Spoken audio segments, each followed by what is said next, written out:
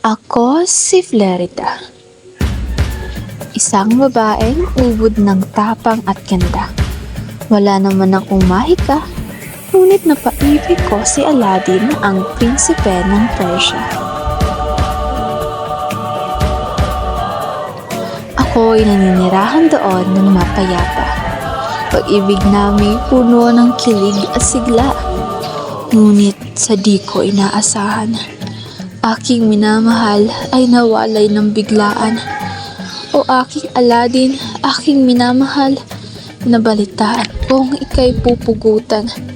Nakabilanggo ngayon sa kulungan nang dahil sa ama mong puno ng kasakiman. At ang mas mahigit pa sa isang parusa, ako'y ipapakasal kay Sultan Aliadab, ang sariling ama ng aking minamahal. Labis ang pag-aalala at kalungkutan na aking nadarama, sapagkat pag ako'y tumanggi, buhay naman ni Aladdin ang mapapahamak. Ako'y wala nang maisip na paraan.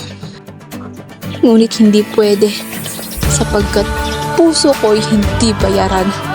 Hindi ako isang laruan na maaari nilang angkinin ng biglaan. Sultan Aliadab, hindi ikaw ang aking minamahal. Gumuho man ng mundo'y hindi kita papakasalan. Mga demonyong taga-Persya, ibalik niyo ang Aladdin aking minamahal. Hindi ako susuko ng ganun-ganun lang.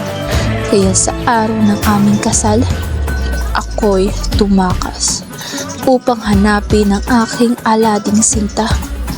Handa kong libutin ang mundo, siya'y matagpuan lang. At sa aking paglalakbay, natagpuan kong nasa panganib ang prinsesa ng Albania. Babae hindi dapat nilalampastangan, kaya hindi ako nagdalawang isip na panain ng Adolpong puno ng kasamaan. Sinigurado kong Laura'y nasa mabuting kalagayan, at sa hindi inaasahan, aking Aladdin tagpuan ko na. Puso ko'y napuno ng kagalakan.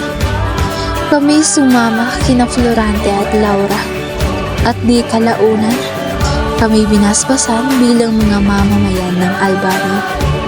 Sa wakas, buhay ko'y muling mapayapa, lalo na't kasama ko na ang aking sinta.